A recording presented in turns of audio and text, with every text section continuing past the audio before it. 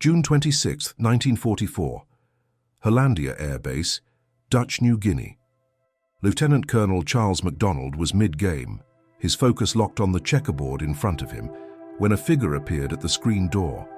The man introduced himself, but the name didn't immediately register.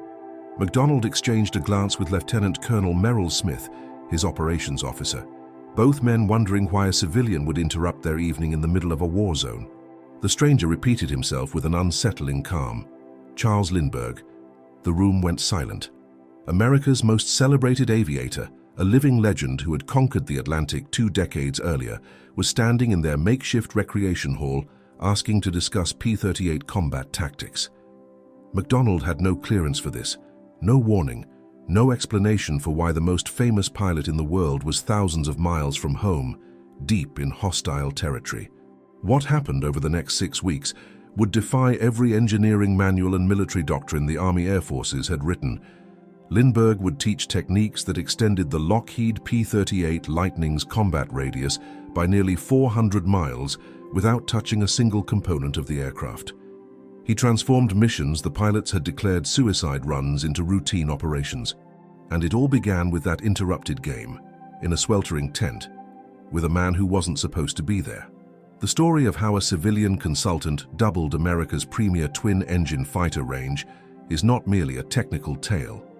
It is a narrative of institutional resistance overcome by irrefutable evidence, of pilots learning to trust mathematics over instinct, and of one man's specialized mastery of fuel efficiency changing the course of aerial warfare in the Pacific. The mathematics of extended range were being written not in engineering manuals, but in the daily experience of pilots who would learn that everything they had been taught about engine management was incomplete. The impossible was about to become routine, and the teacher was a 42-year-old civilian who hadn't flown a P-38 until 3 days earlier. The path to that screen door in Hollandia began 17 years earlier over the Atlantic Ocean. On May 20th through 21st, 1927, Charles Augustus Lindbergh had transformed aviation forever by flying 3,600 miles from New York to Paris alone in 33 12 hours.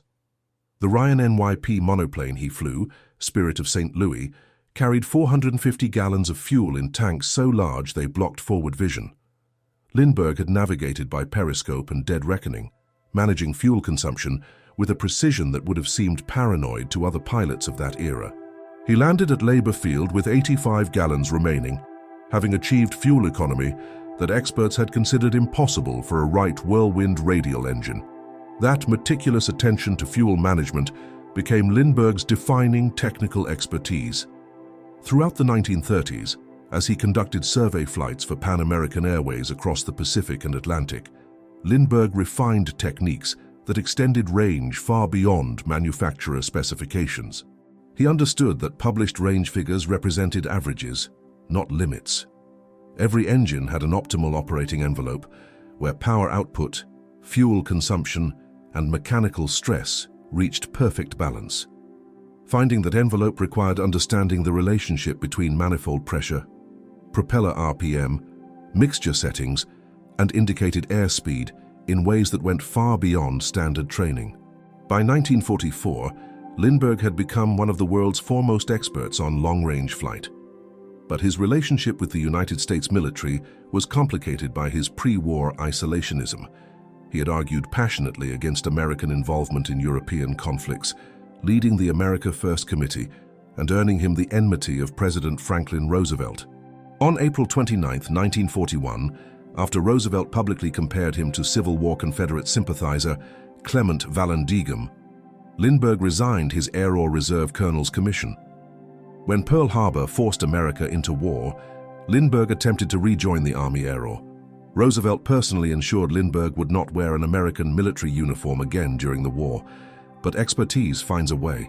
Unable to serve as a military officer, Lindbergh became a civilian technical consultant for aircraft manufacturers. He joined United Aircraft Corporation in 1943, working extensively with their Chance Volt division, producers of the F-4U Corsair. He spent time at Ford's Willow Run plant troubleshooting B-24 Liberator production problems. He flew dangerous high-altitude test flights in P-47 Thunderbolts for engine performance analysis. He helped develop dive-bombing techniques for the Corsair. His technical contributions were enormous, but Lindbergh hungered for combat. By early 1944, he saw an opportunity. United Aircraft wanted to study the feasibility of a new twin-engine fighter.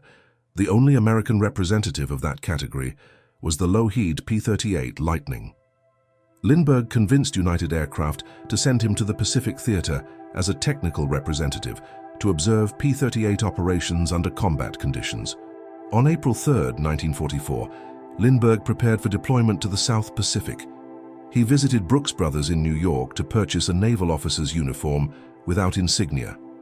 At Brentano's bookstore, he bought a small New Testament, writing in his journal that day, "Since I can only carry one book and a very small one, that is my choice. It would not have been a decade ago, but the more I learn and the more I read, the less competition it has." He left San Diego on April 24th, officially bound for Marine Corps aviation bases in the South Pacific area around Guadalcanal. The trip was authorized by the Navy Department, but kept secret from the White House.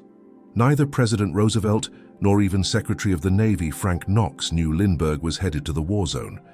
What began as an observation assignment became something more when Marine Corps aviation officers invited Lindbergh to fly as an observer on combat missions. On May 21, 1944, Lindbergh flew his first combat sortie, a strafing run with Marine Fighting Squadron 222 near the Japanese garrison at Rabaul. The Marines called it observation. Lindbergh flew with his guns hot, engaging targets when opportunity presented. He quickly demonstrated practical expertise that went beyond theory. Working with Corsair pilots, he showed them how to safely take off with bomb loads double the F-4U's rated capacity. The Marines had been losing aircraft to overweight accidents. Lindbergh's careful analysis of power settings, takeoff speeds, and weight distribution reduced accidents while increasing strike capability. Word spread through the Pacific Theater that the famous aviator was flying combat missions as a civilian and solving operational problems that had stumped military pilots for months. By mid-June 1944, Lindbergh had grown interested in the P-38 Lightning. United Aircraft's interest in twin-engine fighters was genuine, but Lindbergh had also heard that the 475th Fighter Group, Satan's Angels, was one of the hottest Lightning outfits in the Pacific. If he wanted to learn about the P-38, that was the place to go. On June 15, 1944, Lindbergh hitched a flight to Finchins, New Guinea. He announced his presence to 5th Air Force Headquarters at Nadsab, where Colonel Marion Cooper lunched with him. On Sunday evening, June 18th, Lindbergh dined with General Ennis Whitehead, discussing New Guinea developments and his plans to observe P-38 operations. The authorization was informal, unofficial, and insufficient by strict military standards. But in the fluid command structure of the Southwest Pacific Theater, personal connections and demonstrated competence often mattered more than paperwork. On June 20th, Lindbergh spent an hour and 20 minutes getting checked out in a P-38 with the 35th Squadron of the 8th Fighter Group. It was his first time in the distinctive twin-boom fighter. On June 26th, he flew to Hollandia and walked in on Lieutenant Colonel MacDonald's checkers game. MacDonald was 29 years old and already a 10-victory ace. He commanded the 475th Fighter Group, which had been activated in Australia on May 14, 1943, and had since become one of the highest-scoring P-38 units in the theater. The group's 3 squadrons, the 431st, 482nd, and 433rd, flew the latest P-38J models with improved intercoolers and additional fuel capacity. These Lightnings were the longest-range fighters in the Pacific, capable of missions that no other aircraft could fly. But even with drop tanks, the P-38's operational radius was limited. Missions to distant targets left little fuel for combat maneuvering, and pilots frequently returned to base with uncomfortably low fuel reserves. Several aircraft had been lost when weather forced detours that exceeded fuel capacity. MacDonald initially dismissed Lindbergh politely, returning to his checkers game. But when Lindbergh explained that General Hutchinson, 3rd Air Task Force commander, had sent him to discuss P-38 combat operations, MacDonald paid attention. After brief conversation, MacDonald asked Lindbergh if he'd like to fly a mission the next day. Lindbergh agreed. The mission would launch at dawn. Rather than return to headquarters, MacDonald suggested Lindbergh stay at the 475th camp to eliminate transportation problems. As Lindbergh settled into the spare cot, word spread rapidly through the unit. Charles Lindbergh was flying with Satan's angels. The reaction among pilots was mixed. Lieutenant John Purdy of the 433rd Squadron looked forward to meeting the legendary aviator. Others were skeptical. Some questioned whether a 42-year-old civilian, famous or not, could handle modern combat. Major Thomas Maguire, already a 15 victory ace who would finish the war as America's second highest scoring fighter pilot with 38 confirmed kills, wanted to see what the old guy could do. On the morning of June 27, 1944, Lindbergh prepared for his first P-38 combat mission. The weather was poor, rain falling steadily at 0530 hours. By 10:30, when the flight finally took off, conditions had improved. MacDonald led 4 aircraft toward Jeffman Island and Smart Airfield, regular targets for the 475th. Lindbergh flew as Blue 3 on Maguire's wing. The other aircraft was piloted by Merrill Smith, already an 8 victory ace. MacDonald watched Lindbergh slip into perfect formation on Maguire's wing. For someone who had checked out in the P-38 only days earlier, his formation flying was flawless. The mission involved strafing an enemy barge in Kibos's Bay. Lindbergh weaved through anti-aircraft fire, his cannon and machine guns raking the target. The mission was successful, and all 4 aircraft returned safely. But what the crew chiefs noticed after landing would prove more significant than any combat action. When the ground crew checked Lindbergh's P-38 after several missions, they discovered a pattern. His aircraft consistently returned with substantially more fuel remaining than other pilots flying identical missions. After a 6 and 1 or 2 hour armed reconnaissance mission on July 1st to enemy airstrips along Gilvink Bay's western shore, Lindbergh landed with 210 gallons of fuel remaining. Other pilots from the same mission returned with fuel gauges showing near empty tanks. On July 3rd, the group escorted 16 B-25 bombers on a strike against Jeffman Island. After the attack, the Lightnings went barge hunting. Within an hour, 2 pilots reported dwindling fuel and broke off for home. Lindbergh continued the mission, his fuel gauges showing comfortable reserves. MacDonald noticed the discrepancy and called a meeting. 2 days after Lindbergh's arrival, the colonel gathered the 475th pilots in their recreation hall. The facility was crude, packed dirt floors beneath a palm-thatched roof, 1 ping-pong table, and some decks of cards completing the furnishings. Under glaring, unshaded light bulbs, MacDonald got to business. He introduced Lindbergh formally and asked him to explain how he consistently returned with more fuel than any other pilot in the group. What happened next would change P-38 operations throughout the Pacific Theater. Lindbergh stood before the assembled pilots and explained cruise control techniques he had worked out for the Lightning. The standard operating procedure taught to all P-38 pilots called for cruising at 2200 to 2400 RPM with mixture set to auto-rich. This setting provided good power and was considered safe for the engines, but it was also wasteful. Lindbergh explained that by reducing engine speed from the standard 200 RPM down to 1600 RPM, setting the fuel mixture to auto-lean rather than auto-rich and slightly increasing manifold pressure to compensate for the lower RPM, pilots could dramatically reduce fuel consumption without losing effective cruise speed. The specific settings he recommended were 1600 RPM at 30 in of mercury manifold pressure, with mixture set to auto-lean and indicated airspeed of 185 mppp. These settings reduced fuel consumption to approximately 70 goldates, achieving about 2.6 minutes per gallon. Compared to standard cruise settings consuming significantly more fuel, the savings were enormous. Lindbergh predicted these techniques would stretch the Lightning's radius by 400 minutes, enabling 9-hour missions. When he concluded his presentation half an hour later, the room fell silent. The pilots mulled over several uncomfortable thoughts. The notion of a 9-hour flight did not sit well with men who already found 7-hour missions punishing. The P-38 cockpit was cramped. Pilots sat on their parachutes with an emergency raft and oar beneath that, Their survival suits were uncomfortable. 7 hours in that cockpit was already pushing human endurance limits. 9 hours seemed inconceivable. More troubling was Lindbergh's recommendation to run engines at settings they had been specifically taught to avoid. The combination of low RPM and high manifold pressure was called running over square. Military flight training emphasized that over-square operation would damage engines.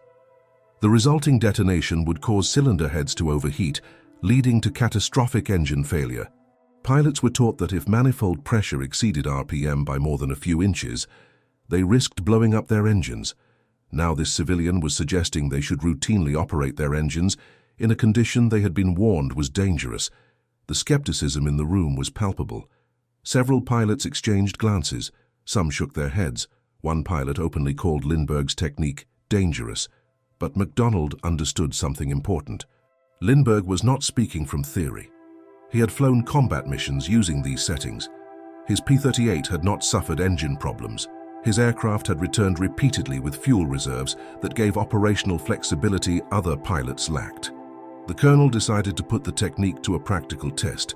If it worked, the 475th would have a decisive operational advantage. If it failed, they would know quickly enough. Over the next week, pilots began cautiously experimenting with Lindbergh's cruise settings. The initial flights were short, allowing pilots to return to base quickly if engines showed signs of distress. The first pilots to try the technique reported nervously that their engines sounded different at the lower RPM. The deep rumble of the Allison V1 1710 engines changed character, but temperature gauges remained normal. Oil pressure stayed within acceptable ranges. Cylinder head temperatures, the critical indicator of detonation, actually ran cooler than at higher RPM settings. As confidence grew, pilots began using Lindbergh's techniques on longer missions. The fuel savings were undeniable. Missions that had required immediate return after target strikes could now include extended combat air patrol. Flights that had forced pilots to carefully monitor fuel consumption now ended with comfortable reserves. The P-38's effective combat radius, previously about 570 meter, extended to 700 meters, then 750 meters.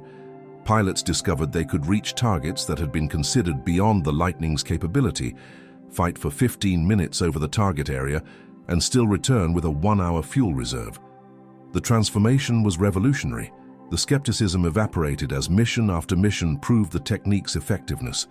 Lindbergh flew regularly with the 475th, accumulating combat hours and teaching by example.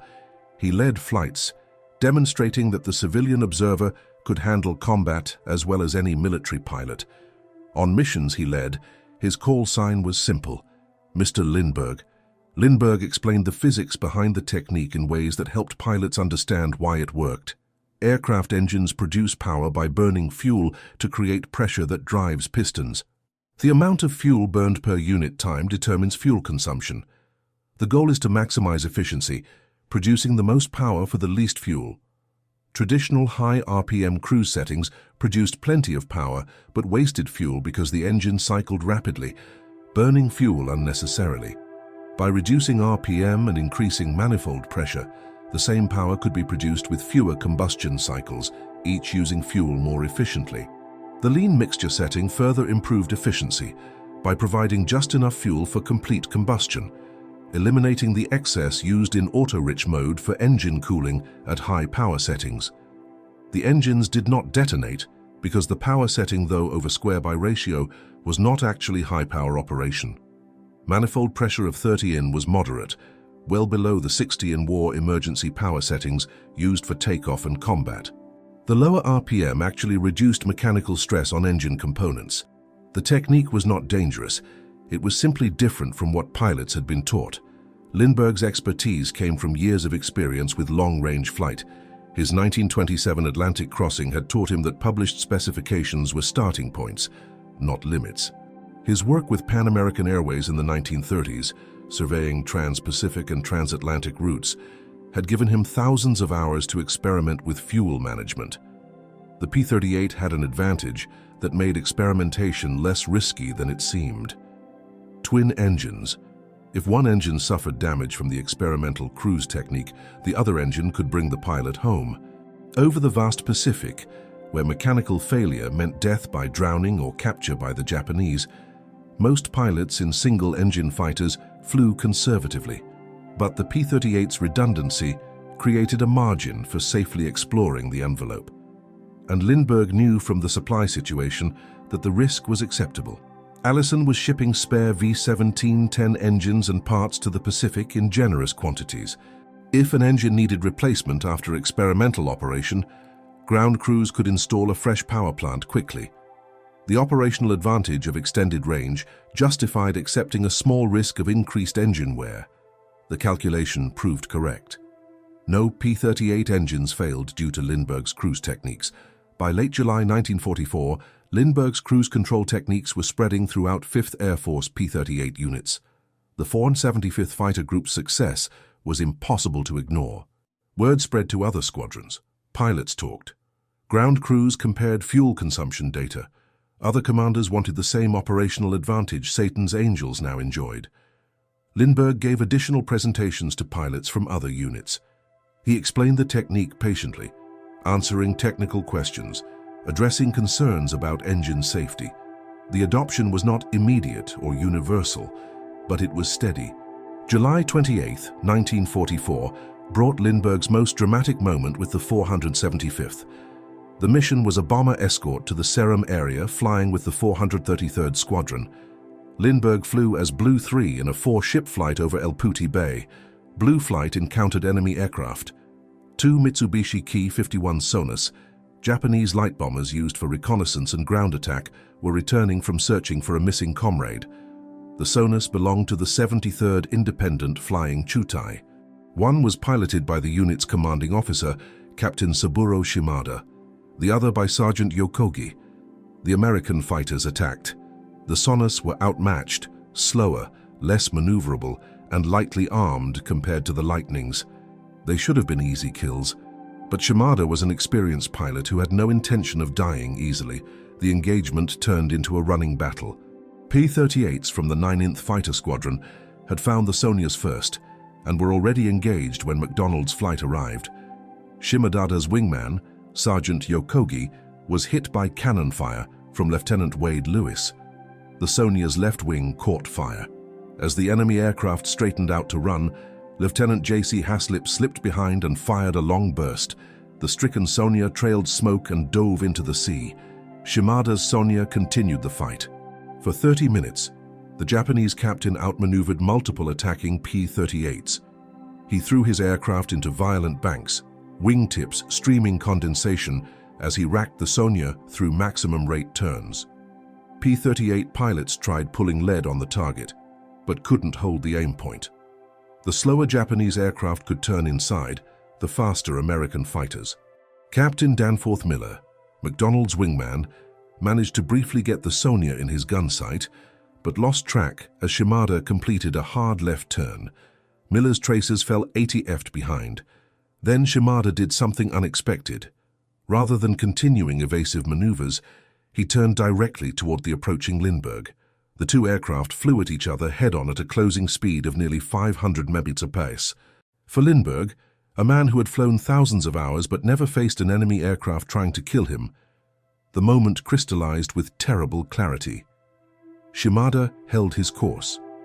Whether attempting a ramming attack or simply hoping to exchange fire head-on, the Japanese captain committed to a collision course. Lindbergh instinctively sighted on the Sonia's radial engine and pressed his trigger. The P-38's armament, 120mm cannon and 450 caliber machine guns concentrated in the nose, erupted for 6 seconds. Lindbergh held the trigger down. Bullets and shells slammed into the front of the Sonia. The Mitsubishi's propeller visibly slowed. Smoke poured from the engine, but Shimada held his course. At the last moment, Lindbergh pulled up violently, his P-38 passing over the damaged Sonia with feet to spare. Shimada's aircraft went into a steep dive. Other P-38s fired additional bursts. The Sonia continued diving, trailing smoke until it hit the ocean at high speed. A fountain of white spray marked the impact. Foam spread in concentric circles on the water's surface. Then the waves merged back into the sea. The surface was as it had been before. Captain Saburo Shimada and his observer were dead. Back at base, the kill credit was discussed. Multiple pilots had hit the Sonia. McDonald, Miller, and Lindbergh had all scored hits, but it was Lindbergh's head-on burst that had mortally wounded the aircraft, slowing the propeller and starting the fatal dive. Unofficially, the pilots agreed. Lindbergh had scored his first and only kill. The victory was not entered in the 475th's official war record. Lindbergh was a civilian.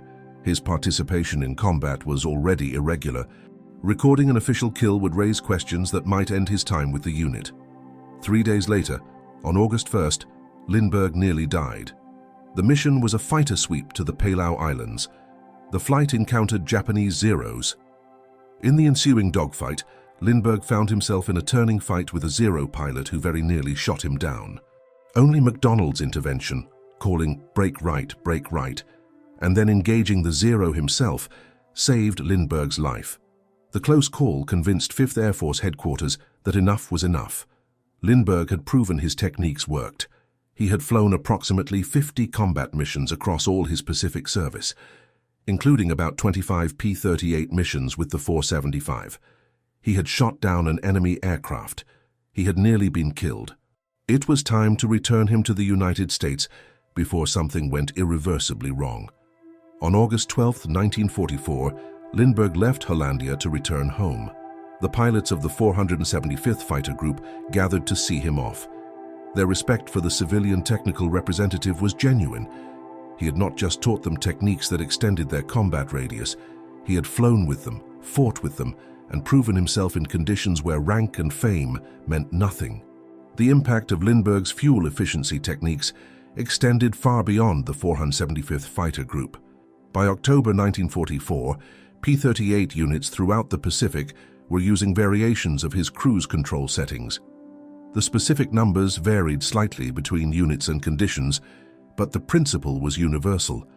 Lower RPM, higher manifold pressure, leaner mixture, all combined to extend range dramatically. The operational implications were profound. Targets that had been unreachable became accessible. Japanese bases that had enjoyed immunity from fighter escorts now faced P-38s with enough fuel to fight over the target and return home safely. The extended range allowed fighters to escort bombers on missions that had previously been flown unescorted or not flown at all. Long-range fighter sweeps could penetrate deeper into Japanese-held territory. The P-38 groups in Dutch New Guinea were soon flying 950 man-hours to targets, fighting for 15 minutes and returning to base. Such missions had been impossible before Lindbergh's techniques became standard practice. The range extension was not trivial. In the second half of 1944, the increased combat radius enabled operations that directly supported MacArthur's advance toward the Philippines. Airfields that could not have been supported by existing fighter ranges became viable forward bases. Invasion plans that had required waiting for closer airfields could proceed more quickly. The strategic impact was measured not just in miles, but in time. Operations that would have taken months were completed in weeks because fighter cover could reach farther faster. The technique also saved lives. Pilots who previously returned to base with fuel gauges showing empty now had reserves for emergencies. Bad weather that forced detours no longer meant certain loss of aircraft. Pilots who sustained damage in combat had better chances of reaching home. The fuel reserves provided a safety margin that directly reduced combat losses from non-combat causes. The extended range proved especially valuable during the liberation of the Philippines. When MacArthur's forces invaded Lae in October 1944, P-38s flying from bases in New Guinea and Morotai provided fighter cover over distances that had been impossible months earlier. The difference between reaching the target with no fuel reserves and reaching it with an hour of fuel meant the difference between providing effective cover and merely showing up. Yet the adoption of these techniques was not without controversy. Some commanders initially resisted, concerned about engine reliability.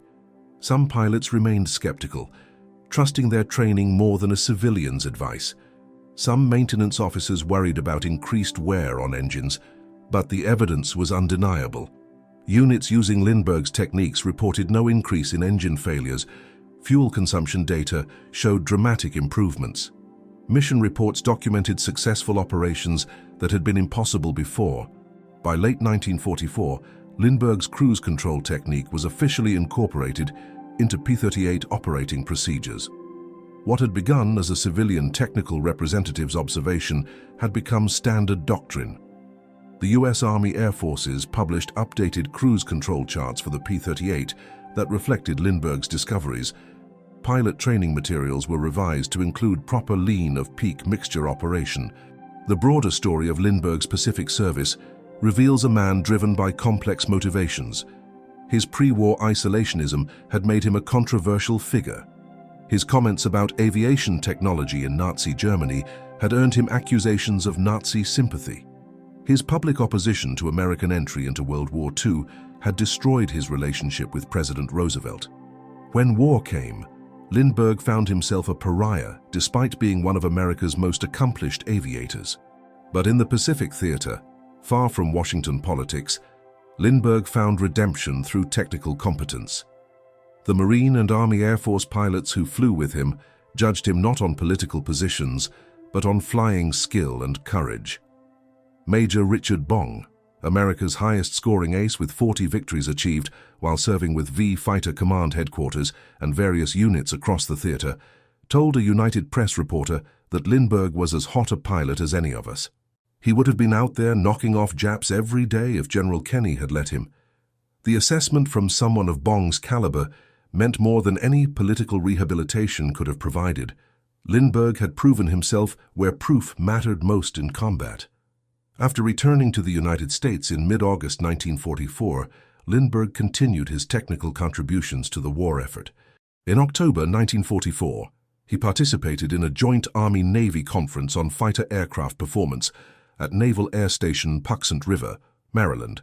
He flew and evaluated captured Japanese aircraft, providing insights into enemy capabilities.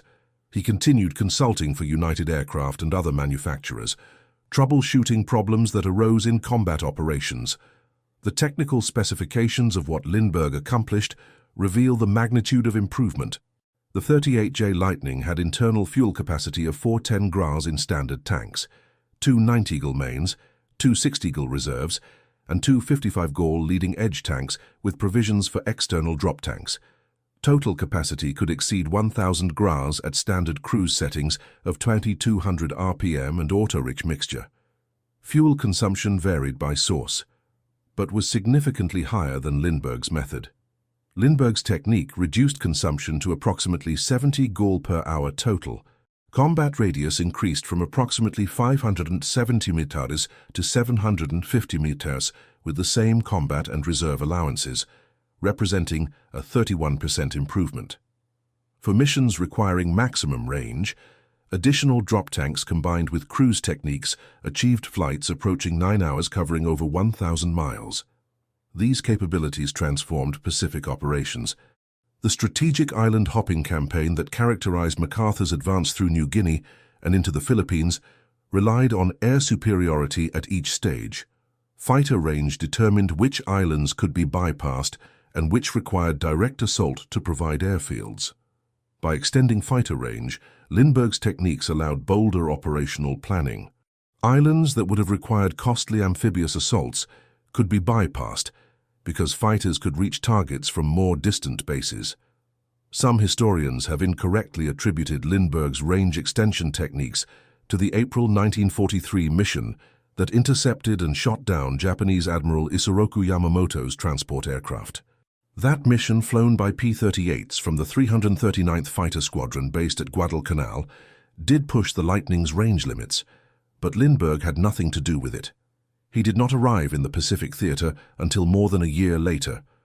What Lindbergh contributed was making such extreme range missions routine rather than exceptional. The human element of Lindbergh's achievement deserves emphasis. He was 42 years old when he deployed to the Pacific, flying combat missions against pilots 20 years younger. The physical demands of hygiene maneuvering, the stress of combat, the discomfort of 7 to 10-hour flights in a cramped cockpit all took their toll, but Lindbergh never asked for special treatment. He flew the same missions, faced the same dangers, and followed the same procedures as the young lieutenants and captains who made up the bulk of the 475th. His willingness to prove his techniques through personal demonstration was crucial to their acceptance. If he had simply lectured about fuel management from the safety of headquarters, pilots would have dismissed him as another theorist who didn't understand combat realities. By flying missions and consistently proving his techniques worked, he earned credibility that no amount of rank or fame could have provided. The psychological impact of Lindbergh's success extended beyond fuel management. He demonstrated that civilian technical expertise had value in combat operations.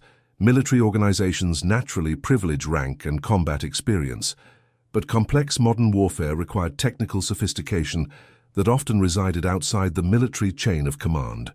Lindbergh proved that civilians with specialized knowledge could contribute meaningfully to combat effectiveness if given the opportunity. His success encouraged military commanders to listen to civilian technical representatives from aircraft manufacturers, engine companies, and research organizations. The improved cooperation between military users and civilian developers accelerated the pace of technical innovation throughout the war. The P-38 Lightning itself deserves recognition as an aircraft that enabled Lindbergh's techniques. The twin-engine configuration provided the redundancy that made experimentation safer. The Allison V1710 engines, while often criticized for various problems, responded well to careful mixture management. The P-38's fuel system with its multiple tanks and transfer pumps allowed pilots to manage fuel carefully. The aircraft's stability made it suitable for long-duration cruise flight. By late 1944 and early 1945, the P-38 was being replaced in some theaters by the P-51 Mustang, which offered better performance at high altitude and longer range with the same fuel load. But in the Pacific, the P-38 remained valuable throughout the war. Its twin engines provided safety over water. Its heavy armament delivered devastating firepower. Its maneuverability at low to medium altitudes suited Pacific combat conditions, and its range, especially when flown using Lindbergh's techniques, remained exceptional. The final statistics tell the story. The 475th Fighter Group, flying P-38s exclusively, achieved 551 aerial victories, making it the top P-38 unit in the war. America's second highest scoring ace, Major Thomas Maguire, with 38 victories, flew P-38s with the 475. The aircraft's combination of range, firepower, and reliability made it the dominant fighter in the theater. And the extended range, Lindbergh's techniques provided enhanced every aspect of P-38 operations. Missions could reach farther, fight longer, and return safer. The cumulative impact over thousands of sorties and hundreds of thousands of flight hours was immeasurable but real. The story also highlights the sometimes uncomfortable relationship between expertise and institutions. Lindbergh's pre-war political positions had made him unwelcome in official military service. President Roosevelt's personal animosity prevented Lindbergh from serving in uniform. Yet the Army Air Force needed exactly the expertise Lindbergh possessed. The solution: unofficial civilian status with informal authorization to participate in combat, was irregular and would likely violate modern regulations. But it worked. Institutional rigidity gave way to operational pragmatism. The result benefited the war effort immeasurably. The men who flew with Lindbergh in 1944 never forgot what he taught them. In interviews conducted decades later, former 475th pilots spoke with respect about the civilian who had flown as their equal and taught them to fly farther than they thought possible.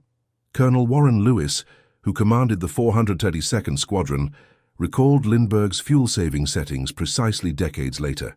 The specifics varied slightly in different accounts, reflecting adaptation to different conditions and aircraft models, but the principle was universal and the results undeniable. Charles Augustus Lindbergh died on August 26, 1974, at age 72 from lymphoma, at his home in Kipahulu, Maui. He had secretly left Columbia Presbyterian Medical Center in New York on August 17th, arriving in Maui just 1 week before his death. He was buried about 3 hours after death in a simple handmade coffin built by Hawaiian ranch cowboys wearing work clothes in a grave 30 ft deep, lined with lava rock and black beach pebbles at Palapalahu Church Cemetery. Only 15 people attended. The grave marker is a simple concrete slab with the epitaph from Psalm 139, "If I take the wings of the morning and dwell in the uttermost parts of the sea." His wartime journals, published in 1970, provided detailed accounts of his Pacific service, including his time with the 475th. The legacy of Lindbergh's Pacific service extends beyond the specific techniques he taught. He demonstrated principles that remain relevant. Technical expertise matters in combat operations. Civilian specialists can contribute meaningfully if given opportunity. Institutional procedures should be questioned and improved when evidence supports change. Personal demonstration is more persuasive than abstract argument. And perhaps most importantly, there is always room for improvement, even in systems that seem fully developed. In the final analysis, Lindbergh's achievement in the Pacific represents a unique intersection of specialized expertise and operational necessity. The Pacific theater demanded extreme range from fighters. Existing procedures limited range below what the aircraft was technically capable of achieving. Lindbergh possessed unique knowledge in fuel management, from his focus on efficiency spanning decades.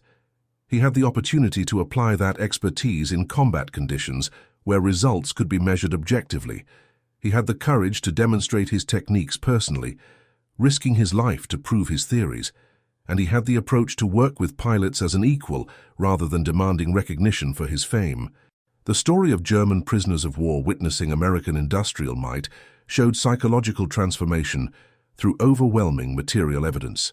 Lindbergh's story shows technical transformation through demonstrated expertise.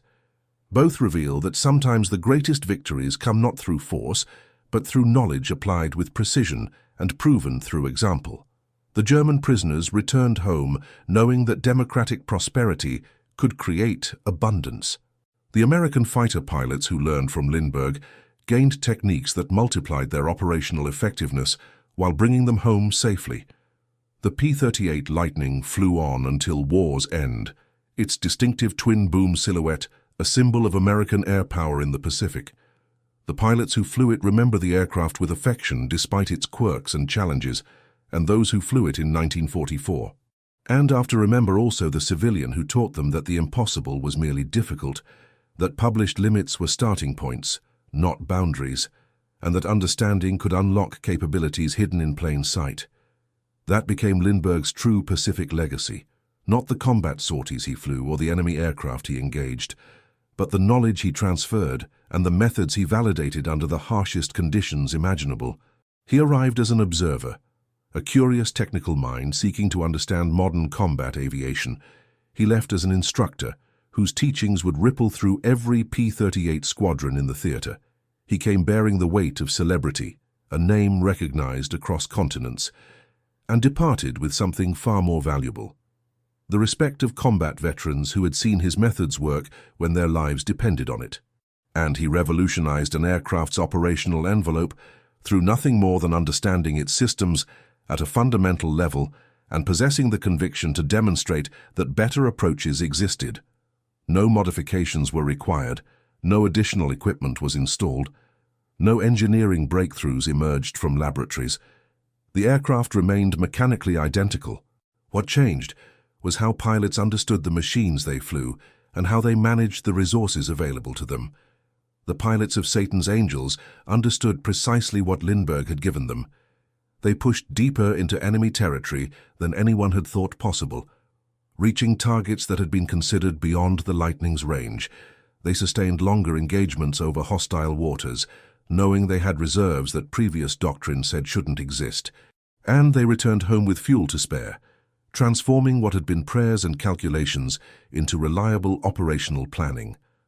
All of this happened because a civilian had shared expertise in fuel management and engine operation that surpassed anything the military establishment had developed through its official channels. That knowledge, proven under the unforgiving conditions of combat and disseminated throughout the theater, stands as one of the Pacific Air War's most significant technical achievements. Yet it emerged not from research facilities or engineering divisions, not from the corporate expertise of Lockheed or the accumulated wisdom of the Army Air Forces, but from one man's mastery of a discipline he had perfected 17 years earlier over the cold expanse of the Atlantic Ocean.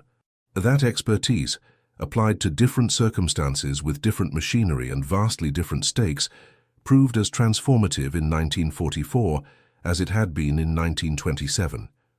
The core principle endured across nearly 2 decades of aviation advancement. Understand your aircraft completely, not just its capabilities but its limitations and the reasons behind those limitations. Manage every resource with mathematical precision, treating fuel not as an abstract number, but as liquid possibility measured in miles and minutes.